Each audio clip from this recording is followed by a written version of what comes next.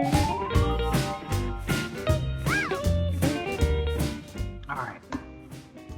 right, you guys ready to talk some Wonder Woman 84? I didn't see it for the reason, and because I had some Christmas between Star Wars, Transformers, Karate Kid. I had like the best Christmas ever in terms of content, so I didn't have time for no Wonder Woman. You know what I mean? Especially at 2.5 hours long. All right, so you go ahead, Em. Wait, Mike, do you want us to keep it spoiler free? No, you guys are good. I could really care less. I don't know what that says about the geek in me, but like DC has lost me, so I'm cool.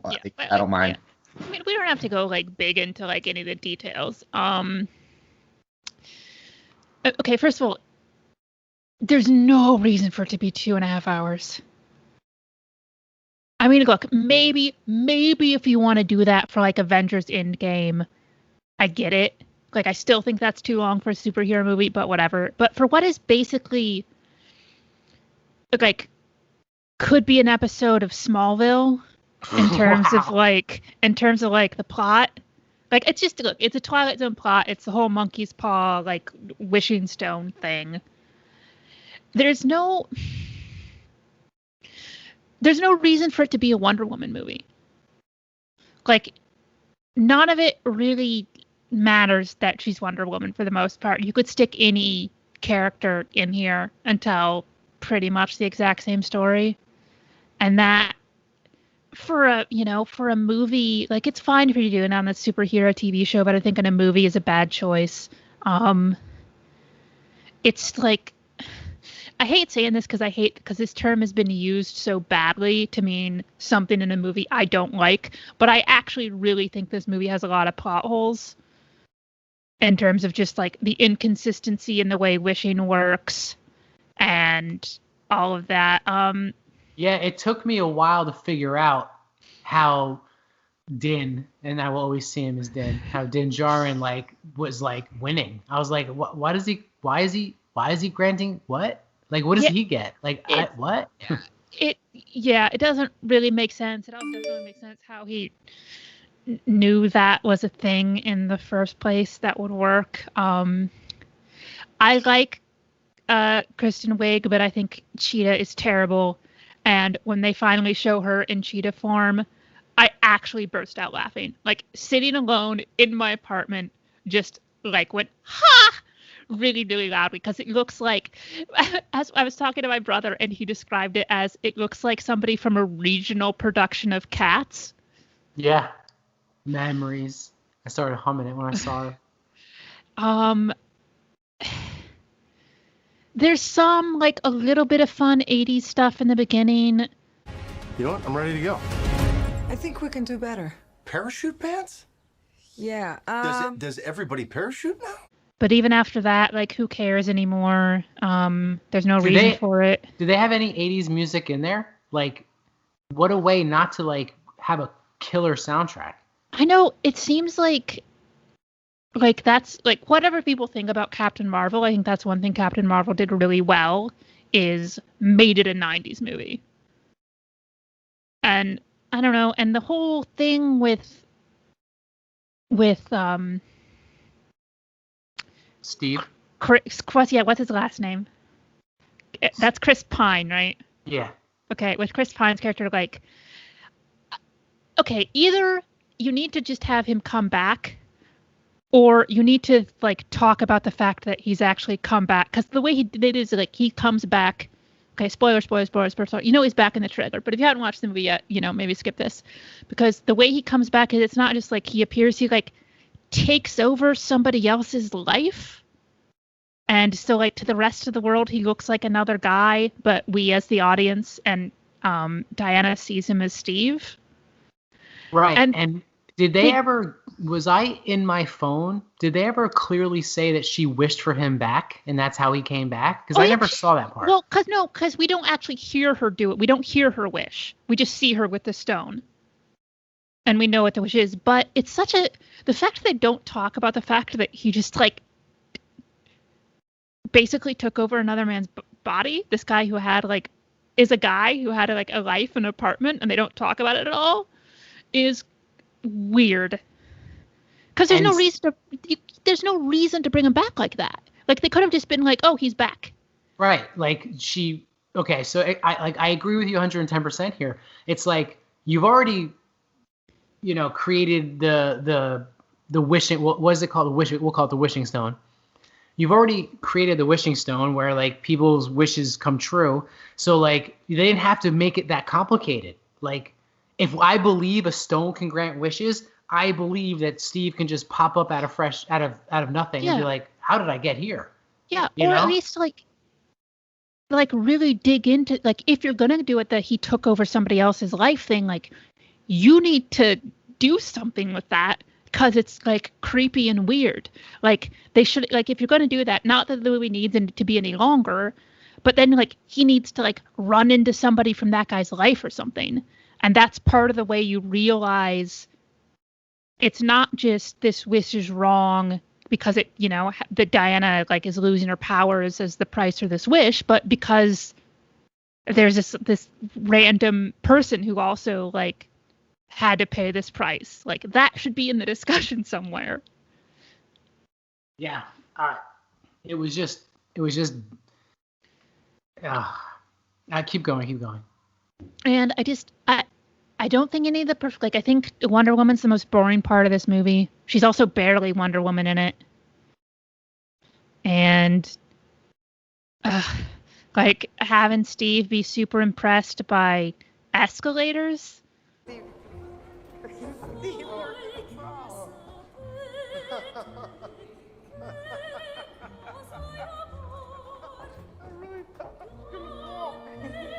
Which definitely existed for a couple of decades before he died. I mean, they had elevators during the early 1900s. The escalators in Macy's, by the way, the escalators in Macy's are from the 1930s, and they're the same escalators, like around where you worked, Emily, where your office was, like that Macy's. So he definitely saw escalators, right?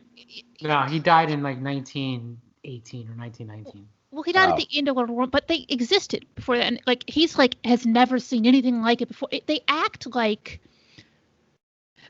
he's from like the Middle Ages or something, rather than from the early 1900s. Yeah. I mean, like he's super, like he doesn't know what the 4th of July fireworks are. Yeah, that's stupid. The 4th of July fireworks started in 1912 or 1913 because we looked this up. We looked up New Year's Eve ball drop and that. So well, because it's like there's like it's set in DC and there's these fireworks and he looks at them like he's never seen fireworks before and I'm like, literally, what, like thousands of years? like how long has China had fireworks? Like it's just bananas. I mean, you've hit a lot of what I had a problem with. I think my biggest problem with the movie was the way they handled Steve. Just bring him back. Yeah. Like, you're granting wishes. She wished for him. Number one, you should have made it clear that she wished for him. I shouldn't have had to think about that. And like, I kept, again, like I might have been on my phone. Yeah, like, I think it's pretty obvious what she's wishing for. Okay, so all right, we'll say I was on Twitter at the time. Just again, a downside of watching a movie in your home instead of in the movie theater, because I wouldn't have pulled that shit in the movie theater. Yeah, but if I had paid $18 to see this movie in the movie theater, I would have been pissed. So Steve, the way Steve was handled, just bring him back. Just bring him back. Poof, he's back. Just like you poofed all the other crazy shit people wished for, right? I do agree. There was like there was in my eyes there was only one Wonder Woman scene, and that was the Mad Max scene, like on the road with the trucks and the cars. It was kind of like Indiana Jones-ish. You know what I'm talking about? Mm-hmm. I thought that was a cool action scene, and that was like the only time in my eyes that like it was a Wonder Woman movie. The rest of it was just like watch Diana Prince walk around and try and like, almost like a Batman movie where it's like she was just doing detective work. Too long, stupid plot, or they didn't execute it well, you know. Yeah, I really didn't like it, and oh man, what, Mike? It was a bad movie. Oh, and just because your movie is set in the 80s doesn't mean you need to use like the weird, like old Middle Eastern villain stereotypes. Like when Pedro Pascal's character is like going to like doing the oil shit, and it's just like the most like stereotypical like oil baron bad guy villains I've ever seen in a movie, and I was like, this seems. And then the whole thing with the wall, I'm like, this seems. Yeah, I'm a history teacher. Deaf. Like, I have degrees in this shit, and that didn't make sense to me. I'm like, I didn't understand his wish. Like, I didn't understand that at all. It didn't make sense from a historical, like, someone who studied this. That made no sense to me. But like, I didn't really want to like get into that because. Yeah. But it's like, what are you wishing for? Like, what wall? There's no wall. Like, what are you talking about? Like, I'm like, did you get like East and West Berlin mixed up? Like, what are you fucking talking? So I didn't even like. I just kind of like I think by the time that happened, I was already over the movie. So I didn't even just like really think much of it other than just like, wow, it just keeps getting dumber. Yeah. I didn't. Okay, it was just really bad, and I wasn't expecting to love this movie. Like, I think that first movie's enjoyable. I haven't really gone back to it. I mean, the third act is bad, but even Patty Jenkins has been like, that's not the third act I wanted to do. I wanted something a lot smaller, and the studio's like, no, it's got to be this big CGI thing. Yeah. But I was still thinking, oh, this might be enjoyable. Like, I didn't really look at the runtime beforehand, which I should have, because I started to get like pretty antsy, and then I kept like checking the time, and I'm like, how do I still have an hour and 45 minutes left in this movie? Oh God! Does this movie somehow affect your anticipation for Rogue Squadron? Either of you? No. You said worried. yes. I'm worried. I need to see who the writer in Rogue Squadron is. I'll say no because Patty Jenkins has such a strong filmography before this. So like, listen, Martin Scorsese has made several movies that I didn't like. You know what I mean? So like what? Like what, dude? King of New York. Oh, sorry, Emily. Gangs of New York? No, stop it. King of Comedy. King of Comedy, thank you. King of Comedy. Camp Fear. Cape Fear. Cape Fear. Sorry. I love Cape Fear. That was just such a basic movie, and it was creepy. Like, it didn't sit well with me. Okay. Not creepy in a good way. Here's my question. Does she have a strong filmography? All right. What did she make before Wonder Woman, anyway?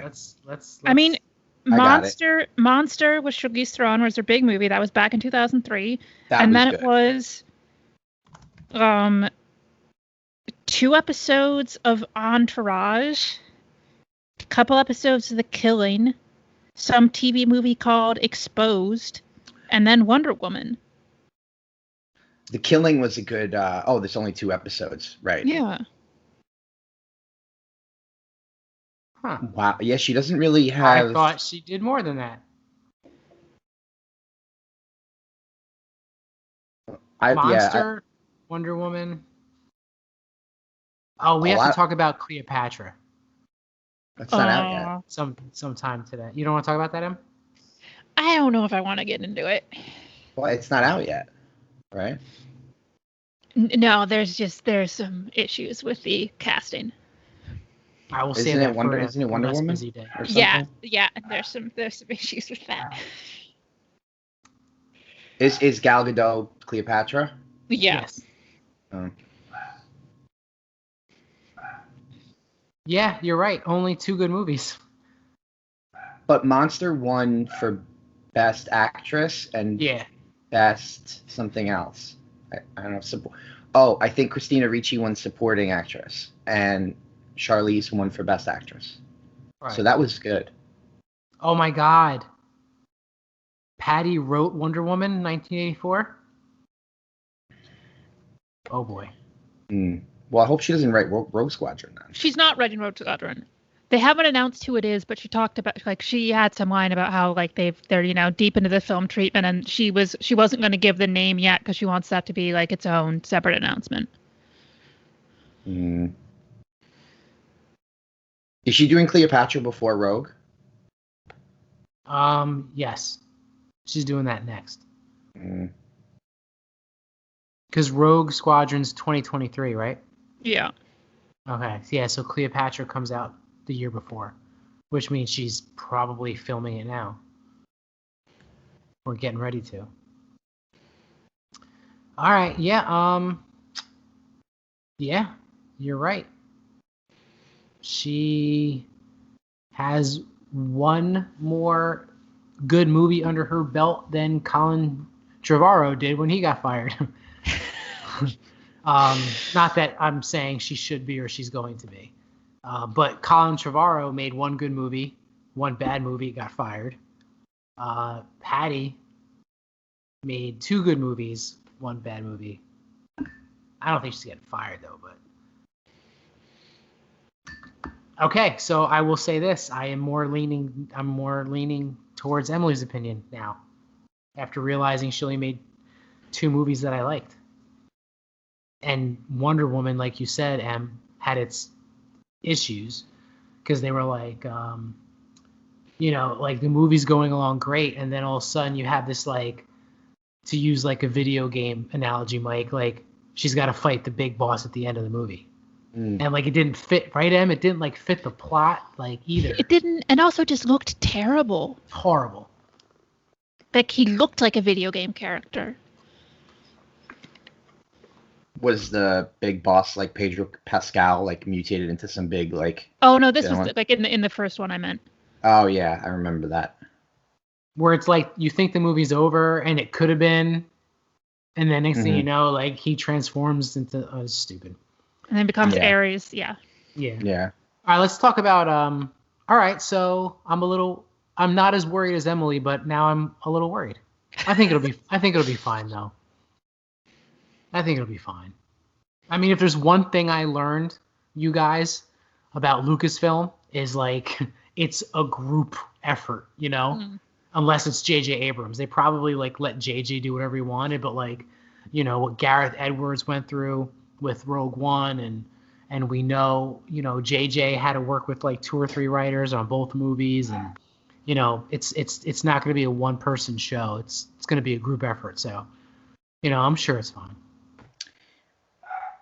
I'm sure it'll be fine. Am I just telling myself it's going to be fine? I mean, I still think that her being born and raised on an airbase has something to say about the passion of her making Rogue Squadron. It does help when you love the content, like genuinely love the content in which you're working with. Like, I can see that. And like, just as a stupid example, when I'm teaching World War, or when I used to teach, like when I taught World War II, like it was way better of a lesson or a group of lessons than when I, taught, the Bill of Rights, which is exciting in its own right, but it's not World War II. So, yeah. All right. What did you think of Pedro Pascal, Emily? When we first see him in his first scene, and he's just doing like the slick, like kind of like car salesman like shtick, I really liked him, and I thought that was fun, and I was super excited. Like it's like very much like chewing up the scenery, over the top, like 80s ridiculous, and then the movie went on, and when he's got to be like serious, and I don't know what happened, because I know that the guy can act. I've seen him act in other things, and he's really good. So I don't know what happened in this movie because he just sucks. Yeah, listen, man, number one, I agree with you. It's clearly it's just there's just nothing else you can do with it. Like, I mean, the very end when he's in what the fuck was it, Emily? A light beam, like, and he's doing the over the top Bond villain shit. Like, I was just like, what the fuck? Like, this is horrible. I'm like, even like you just can't do that well, you know? There's just no way to do that cool. There's no way to do that well. Like when he's grabbing the president and he's like telling him, you know, and that's another thing. Like it was overkill. Tell me what you wish for. It was like the same thing over and over again just to advance the plot, right? Tell me what you wish for now. Tell me what you wish for now. This is what I want from you. And this is kind of what you already hit on, Emily, about like it didn't like make sense or it just wasn't good. But the over the top, listen, I'm a fan of over the top acting when it makes sense, but like that didn't make sense. And the nosebleeds, like, can we get any more 80 cliche, right? Am I right? It was not great. The only redeeming quality of his character was his son, right? And that didn't even really pay off for me at the end. Well, no, because like the whole movie has been him being this like super shitty dad. It's like, why do I care if he's like kind of redeemed by his son at the end?